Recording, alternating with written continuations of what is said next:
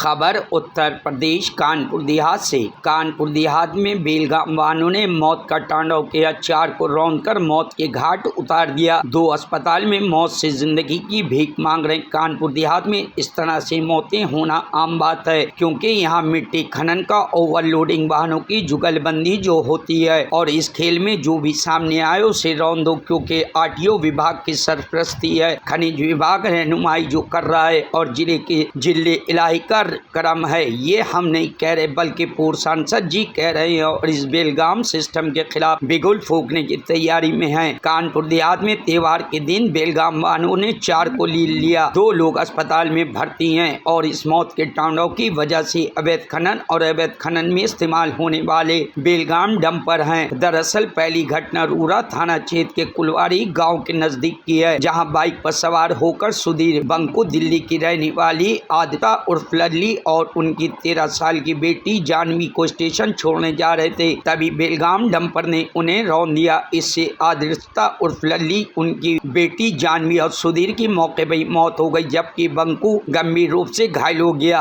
आदिता उर्फ लल्ली अपने भाई की मौत होने पर दिल्ली से आई थी। दूसरी घटना शिवालय थाना क्षेत्र के मेहता की है, जहां राजेंद्र और अजय पाल बाइक से जा रहे थे। इसी बीच पीछे से आ रही तेज रफ्तार डीसीएम ने बाइक को टक्कर मार, जिससे राजेंद्र की मौके मौत हो गई और अजय पाल गंभीर रूप से घायल हो गया, जिसकी हालत नाजुक बनी हुई है। अब जरा पूर्व सांसद और भाजपा नेता अनिल शुक्ला वारसी का ये बयान सुनिए कि वो तना अवैध खनन में दिन रात दौड़ने वाले डंपरों पर लगाम लगाने के लिए क्या खनिज विभाग, क्या आरटीओ और विभाग और आखिर में जिले के सबसे बड़े अधिकारी के बारे में क्या बता रहे हैं। अवैध खनन को रोकने के लिए सबसे मिन्नतें मुरादे की मौत बनकर दिन रात दौड़ने वाले डंपरों को रोकने के लिए फरियाद की, लेकिन कोई सुनने को तैयार नहीं। लिहाजा पूर्व सांसद अनिल शुक्ला ने अधिकारियों की भूमिका पर सवाल खड़े करते हुए अपनी ही सरकार के खिलाफ धरने पर बैठने का ऐलान कर दिया। कानपुर देहात में इस तरह की घटनाएं आम बात है। आज दिन बेलगाम डंपर यमराज बनकर मौत का तांडव करते हैं, बेगुनाह लोगों की जान लेते हैं, बावजूद इसके जिम्मेदार अधिकारी मौन है, या यूं कहूं कि पैसों की चकाचौंध ने उन्हें धृतराष्ट्र बनाने पर मजबूर कर दिया है, तो गलत नहीं होगा शायद। तहसीलदार मेहता को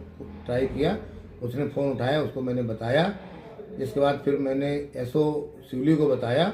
एसओ शिवली ने कहा कि आप जो है वहाँ पे एसडीएम को बोल दीजिए या तहसीलदार को बोल दीजिए, हम कार्रवाई करते हैं। लेकिन अफसोस की बात है, ना तो एसओ गया ना तहसीलदार गया और रात भर खनन होता रहा। इसके बाद फिर मैंने डीएम को रात में कोशिश किया बात करने की, उसका कोई फ़ोन नहीं उठा। फिर मैंने उनको व्हाट्सएप पे मैसेज डाला कि इसी तरीके से वहाँ खनन हो रहा है, आप उसको अधिकारी को रोकिए और रात में खनन मत कराइए। तो रात में तो मैं डीएम साहब से भी इस आपके माध्यम से कहना चाहता हूँ कि रात का खनन तुरंत बंद करा दें, और जितना भी है वो सब लीगल खनन हो, इलीगल खनन कोई ना हो।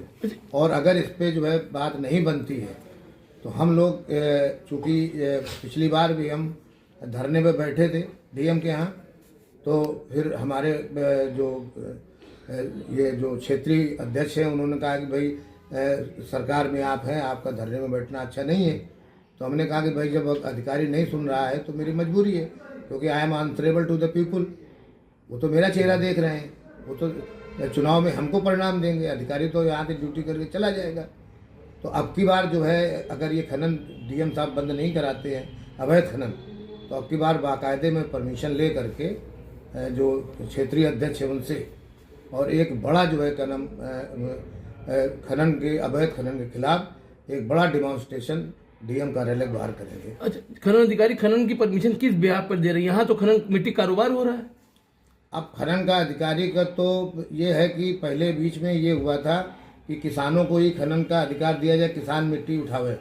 लेकिन अभी क्या है कि जो इंडस्ट्रीज लग रही हैं, तो इंडस्ट्री वालों की रिक्वायरमेंट है मिट्टी की, तो हम उसको भी नहीं रोक सकते हैं, क्योंकि इंडस्ट्रियलाइजेशन भी होना है। योगी जी का यह है कि ज़्यादा से ज़्यादा एमएसएमई हमारे प्रदेश में हमें, तो जो भी फैक्ट्री लगाता है उसको फिलिंग के लिए मिट्टी चाहिए। लेकिन वो मिट्टी के देने के लिए अगर कोई उसको ठेका ले रहा है तो किसान से बात करे, किसान से उसका पैसा दे, किसान को पैसा दे करके और वो मिट्टी उठा के डाले। इसमें कहीं कोई दिक्कत नहीं है, उसमें तो कोई रॉयल्टी भी नहीं है, मिट्टी पे तो जीरो रॉयल्टी है।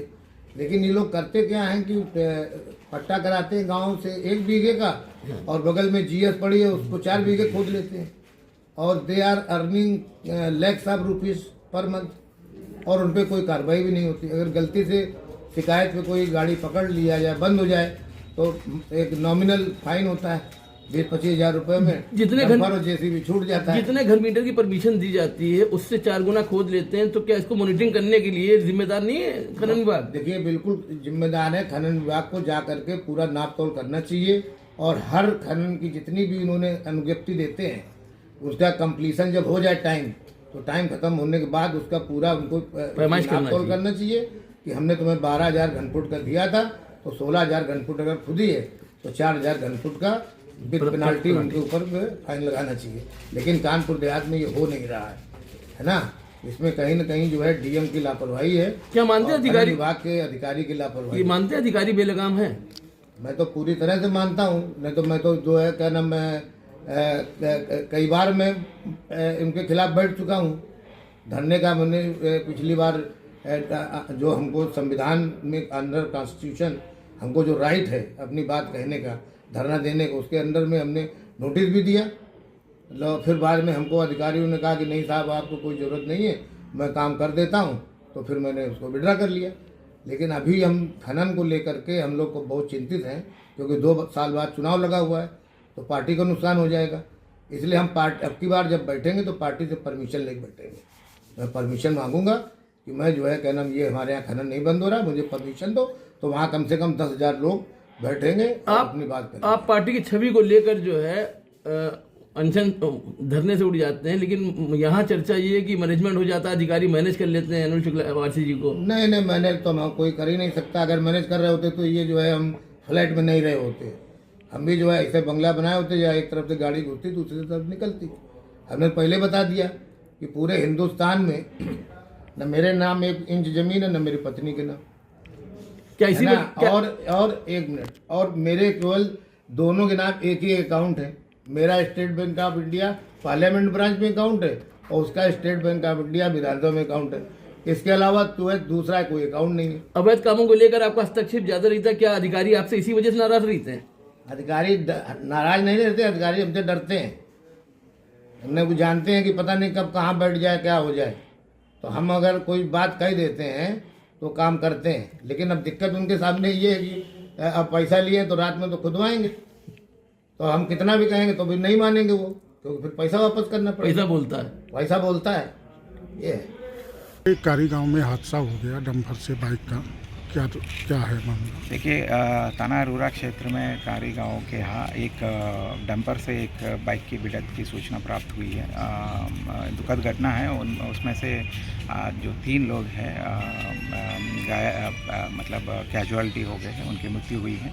तत्काल मौके पर पहुंच के उनको हॉस्पिटल भिजवाया। एक घायल है, उनका भी इलाज चल रही है। फ़िलहाल जो डंपर है उसको सीज़ कर दिया गया है। बाकी अन्य विषय परिवारजन भी यहीं पर है, उनसे भी बात हो गई है, और जो भी पुलिस और प्रशासन की तरफ से मदद होनी है वो 100% उनकी मदद होगी।